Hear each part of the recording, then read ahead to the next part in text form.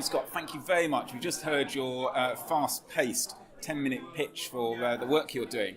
Maybe you can give us a little bit of a sense of what you were talking about to the Chinese audience today. Well, scientific discovery is a long process. So we started this journey 20 years ago, and discovery develops incrementally.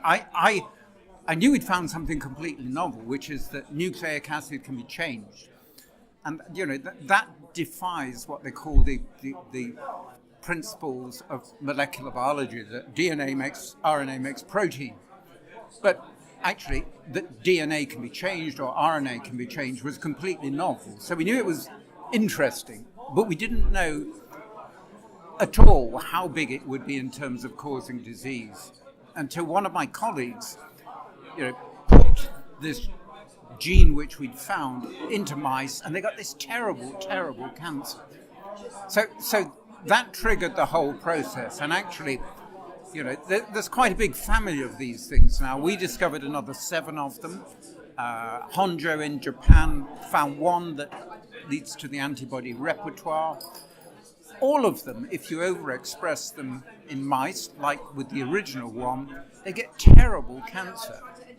And wherever it's expressed or overexpressed, those mice, transgenic mice, will get the most terrible cancer. So from a layman's perspective, on a journey of 1 to 10 in terms of research, of concept through to some form of solution, how many steps is this research through? Is it still on the first step? Or? Oh, no, we're way beyond that, because what happened with the advent of genome sequencing, which China is now so good at, was that the genomes, all of the DNA in cancers was sequenced.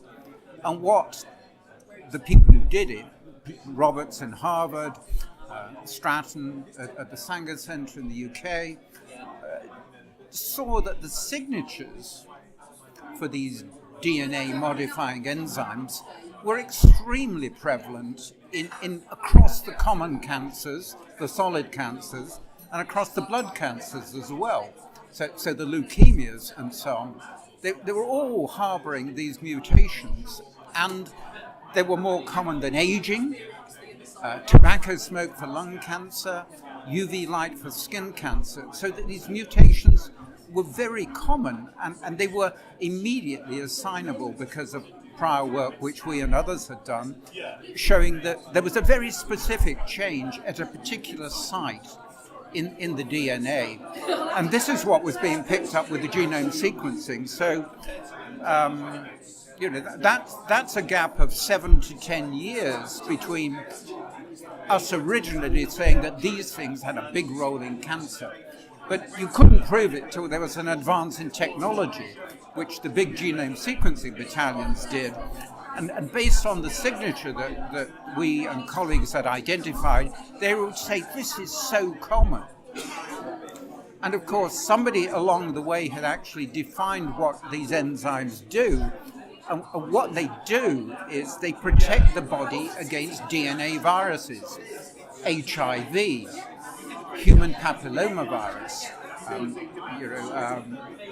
hepatocellular cancer. All of these things are driven by viruses. So that what these enzymes would normally do is attack the viruses, edit their DNA, kill them, so that they can't reproduce. And what actually happened was that it seems that in the process of doing that, they go rogue, they go wild, and they start to change the host genomic DNA, in a random way. And so that random way will change some of the driver genes that cause cancer. And when that happens, natural selection will pick out the genes which are driver mutations. And so you get a major role in the primary origins of cancer. And then when you get secondary cancer, which would of course be the primary drug target because it's secondary development of metastases, drug resistance to chemotherapeutic agents, drug resistance to hormone agents. So all of that in the period since Stratton and Roberts and others made these observations that it's very common, it became very clear targets for secondary cancer development.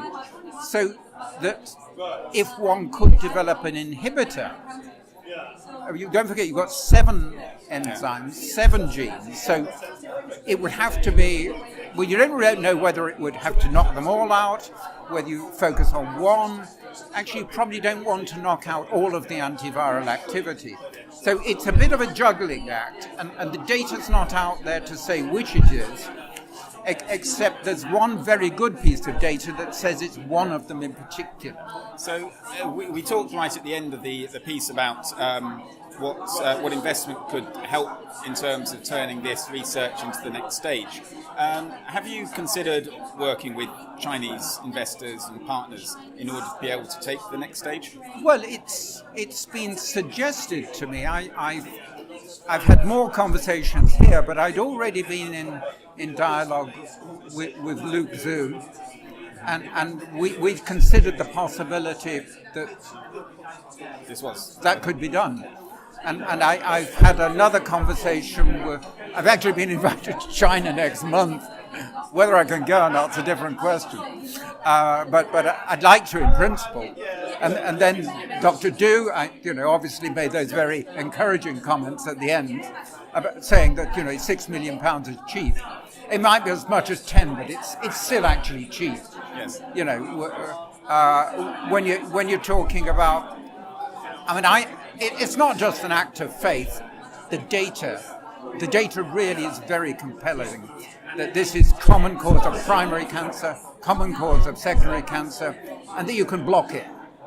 And in mice, at least, that reduces tumor growth by just simply knocking out one of these enzymes. It's something that we're very excited to hear about and continue to hear about. So, I've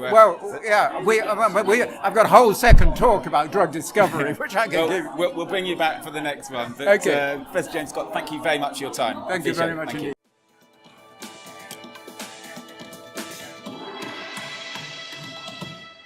I'm here with Kate Orvis, partner at Pinsent Masons. Morning, Kate.